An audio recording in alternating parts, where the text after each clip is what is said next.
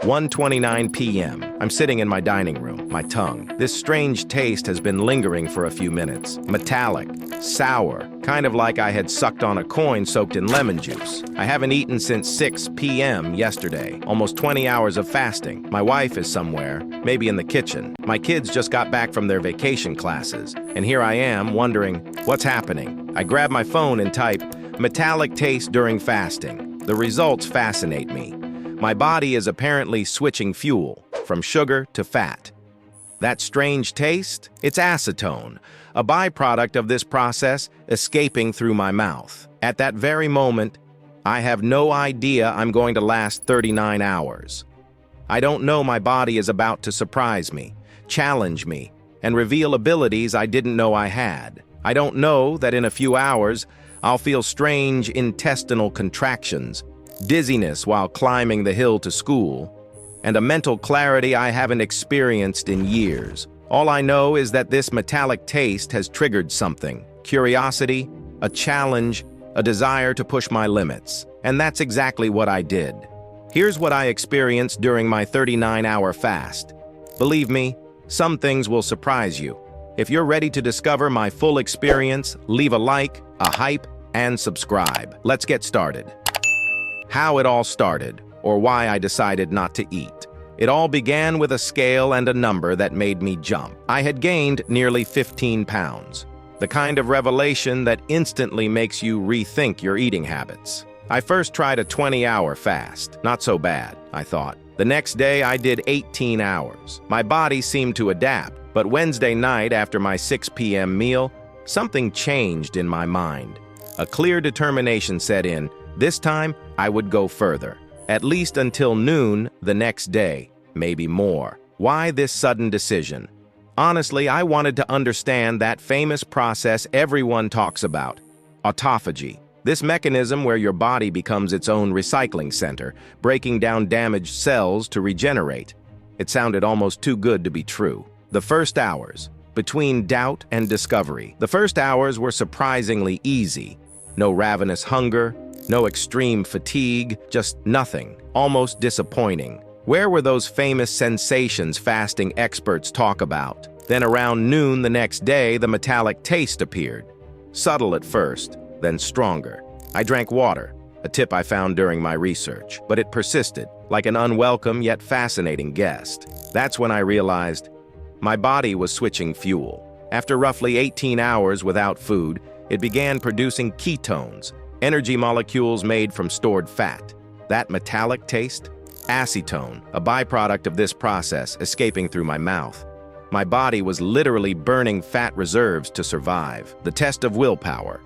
When food arrived. Want to know the hardest moment? It wasn't hunger. It was when my wife arrived with the groceries I had asked for. Avocado, eggs, plain yogurt, bread. Everything was there, within reach. She looked at me, waiting for me to eat. My kids, who had just come back, started serving themselves. And me? I made a decision that surprised even me. I'm continuing. Why? Because I felt good, strangely good. No crushing fatigue, no weakness. Just this lightness and metallic taste, reminding me something extraordinary was happening in my body. The dark hours, contractions and questions. Around 8 to 9 p.m. that evening, things changed.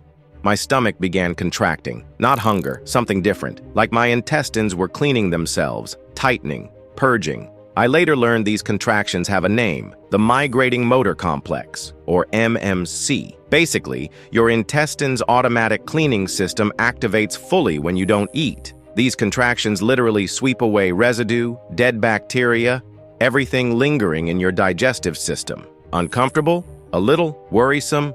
Slightly. But once I understood what was happening, it was almost fascinating. My body was doing a major spring cleaning, and I could feel it working. The strange night, sleeping in ketosis. That night, I slept in a strange way, neither heavy nor light, just different. My body continued its transformation work while I slept. Autophagy was in full swing. Damaged cells were broken down, their components recycled to create new healthy cells. Around 4:35 a.m., I woke with an intense urge. My body wanted food. It was visceral, almost animalistic. I could have gotten up and devoured everything in the kitchen, but the most surprising thing happened when I actually got up at 6:56. That urge to eat, gone, completely. Instead, I felt clear energy, a sharp mind, and lightness I hadn't felt in years. It was as if my body was saying, actually, we're fine like this. We can keep going if you want the dizzy victory and some unexpected challenges. I decided to continue.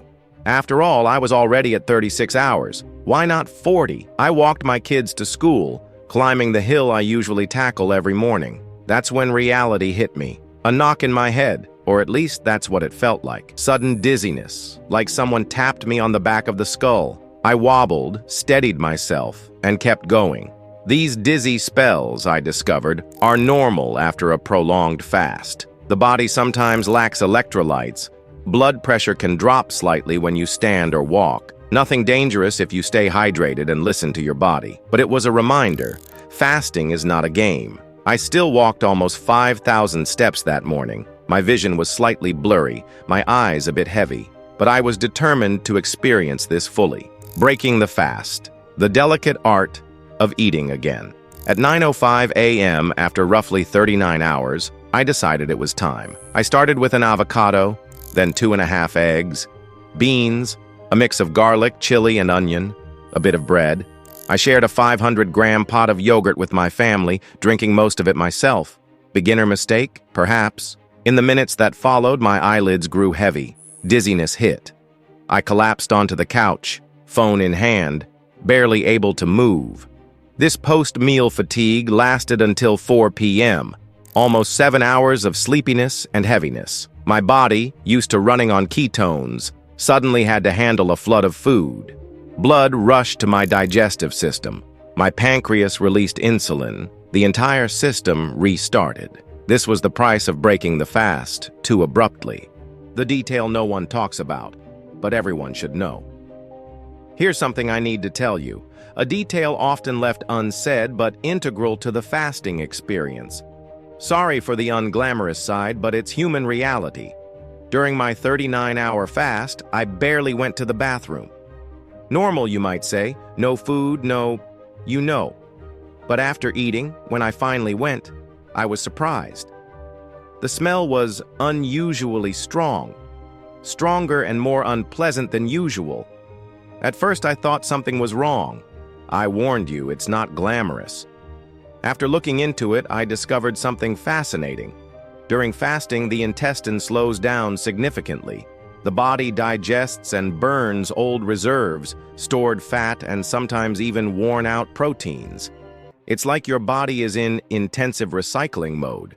When you start eating again, the liver and intestines have to restart the digestive machine. This reboot triggers a massive elimination of accumulated waste, dead cells, toxins stored in fat, old digestive residues. Everything your body collected during its deep cleaning comes out at once. Result? Stool can be particularly smelly because it concentrates all these stored substances released in one go. It's a normal, logical sign, but rarely talked about. Now you know.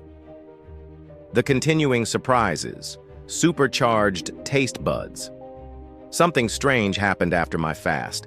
I bought apples at the store. When I bit into one, I noticed a weird, almost chemical aftertaste. My wife tasted the same apple. Nothing. For her, it was a normal apple. My taste buds had gone into high-definition mode.